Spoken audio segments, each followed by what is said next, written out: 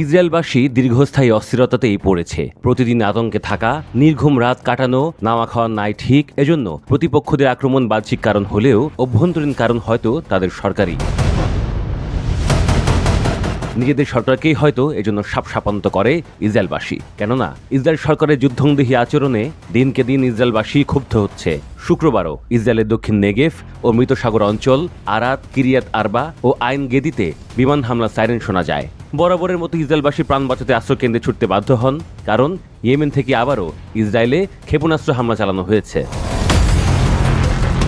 Israeli সেনাবাহিনী জানিয়েছে তারা ইয়েমেন থেকে ছোড়া একটি ক্ষেপণাস্ত্র প্রতিহত করেছে। যারা ক্ষেপণাস্ত্র ছুড়ল, অর্থাৎ ইয়েমেনের সশস্ত্র বিদ্রোহী গোষ্ঠী হুথি, দাবি করেছে তাদের ছোড়া হামলা সফল। হুথি মুখপাত্র ব্রিগেডিয়ার জেনারেল ইয়াহিয়া সারি জানিয়েছেন তাদের ছোড়া ফিলিস্তিন 2 ক্যাটাগরির ব্যালিস্টিক ক্ষেপণাস্ত্র ইসরায়েলের কৌশলগত গুরুত্বপূর্ণ এলাকার বীর আল সাবিতে আঘাত হানতে পেরেছে। সারি এও জানিয়েছেন হুথির বিমান বাহিনী ইসরায়েলে গুরুত্বপূর্ণ আরও 3টি স্থানে ড্রোন হামলা চালিয়েছে। স্থানগুলো হল ইলাদ বন্দর, হাদেরা ও আশকেলন। সংবাদ মাধ্যমগুলোই বলছে ইসরায়েলের বিরুদ্ধে ক্ষেপণাস্ত্র ও ড্রোন হামলা জোরদার করেছে হুথি। বিশেষ করে মার্চ মাসে গাজায় 2 মাসের টলমল যুদ্ধবিরতির পর ইসরায়েল নতুন করে অভিযান শুরু করলে তারা আক্রমণের মাত্রা বাড়ায়। এর আগে সীমান্ত খুলে গাজায় যাবার করিডোর দিতে বিশ্ব সম্প্রদায়ের প্রতি আহ্বান জানান হুথি নেতা সৈয়দ আব্দুল মালিক আল হুথি।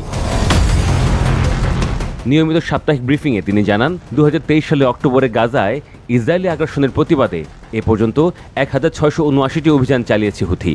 আগামীতে আরও সুদৃঢ় অভিযান পরিচালনা করা হবে উল্লেখ করে আল হুথি জানান ইয়েমেনি সশস্ত্র বাহিনীর তৎপরতায় ইসরায়েলের নৌবন্দরগুলো ক্রমশ অচল হয়ে পড়ছে। দেশটির প্রধান ও সবচেয়ে বড় বিমানবন্দরের কার্যক্রম স্থবির হয়ে পড়ছে। ইসরায়েলকে চাপিয়ে রেখে কোণঠাসা করতে হুথি বিরামহীন ব্যস্ত থাকবে বলে জোর দেন আল হুথি।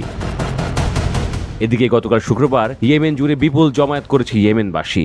ফিলিস্তিনিদের প্রতি সংহতি জানানো এবং ইসরায়েলের প্রতি নিন্দা ও তার মিত্রদের সমালোচনায় সমাবেশ সহ বিভিন্ন কর্মসূচির আয়োজন করেন ইয়েমেনবাসী।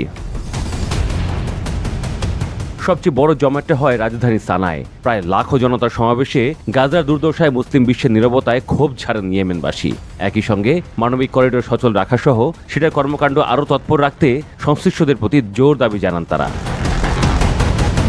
জাতিসংঘ ও ফিলিস্তিনি স্বাস্থ্য কর্মকর্তাদের হিসাব অনুযায়ী 2023 সালে অক্টোবরে যুদ্ধ শুরুর পর থেকে গাজায় ইসরায়েলি হামলায় এখন পর্যন্ত 59,000-এর বেশি মানুষ নিহত হয়েছেন।